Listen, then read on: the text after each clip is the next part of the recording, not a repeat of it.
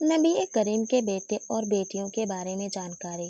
اللہ کے رسول نبی کریم کی 4 بیٹیاں تھیں اور وہ سبھی حضرت خدیجہ سے تھیں اور سب کی پیدائش مکہ میں ہوئی تھی۔ پہلی بیٹی حضرت زینب اللہ کے رسول کی سب سے بڑی بیٹی تھی۔ ان کی پیدائش تب ہوئی جب اللہ کے رسول کی عمر 30 سال تھی۔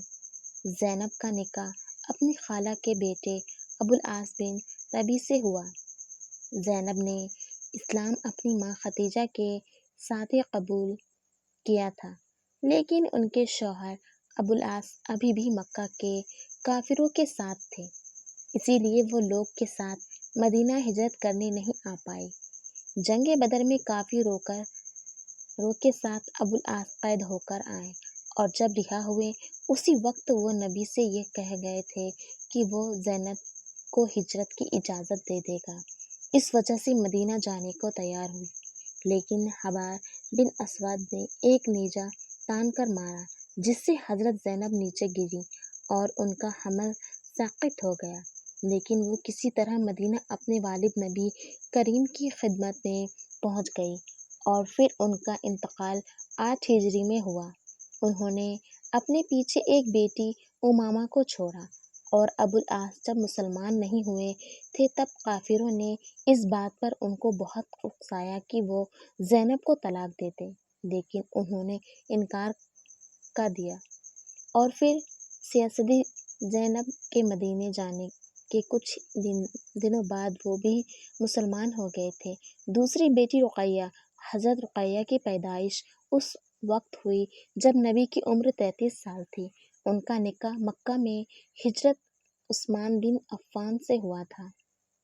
جب مکہ کے کافر ایمان والوں کو تکلیفیں دینے اور ان پر ظلم کرنے میں حد پار کر رہے تھے، تب دونوں نبی کی اجازت سے مسلمانوں کے ساتھ حبشہ میں رہنے چلے گئے۔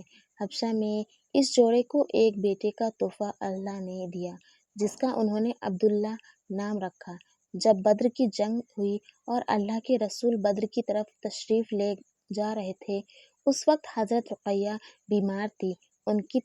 ان کی تیمارداری اور دیکھ بھال کرنے کے لیے ان کے شوہر حضرت عثمان کو مدینہ میں چھوڑ دیا تھا، اس لیے حضرت عثمان لڑائی میں شامل نہیں ہو پائے، لیکن اسی بیماری میں رقیہ کا انتقال ہو گیا۔ جس وقت حضرت زید بن حارث جیت کی خوشخبری لے کر مدینہ آئے تھے، اس وقت حضرت رقیہ کو دفن کیا جا رہا تھا۔ ان کے بیٹے عبداللہ اپنی ماں کے بعد 2 سال تک زندہ رہے۔ ان کی عمر 6 سال تھی کہ ان کا بھی انتقال ہو گیا۔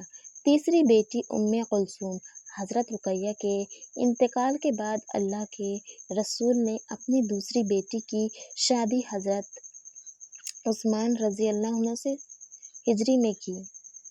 اس لیے حضرت عثمان کو ذی نورین 2 نوروں والا بھی کہا جاتا تھا، کیونکہ ان کے نکاح میں اللہ کے رسول کی 2 بیٹیاں آئیں، ایک ایسی نعمت جو کسی دوسرے کے پاس نہیں تھی، لیکن 9 ہجری میں ان کا بھی انتقال ہو گیا۔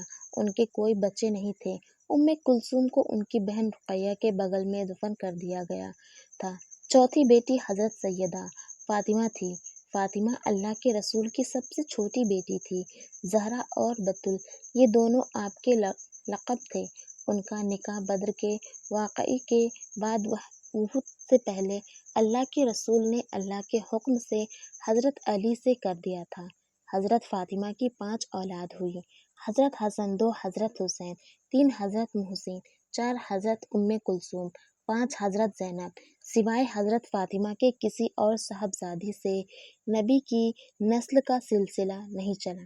حضرت عائشہ فرماتی ہیں کہ حضرت فاطمہ بات چیت میں بالکل نبی کی طرح تھی۔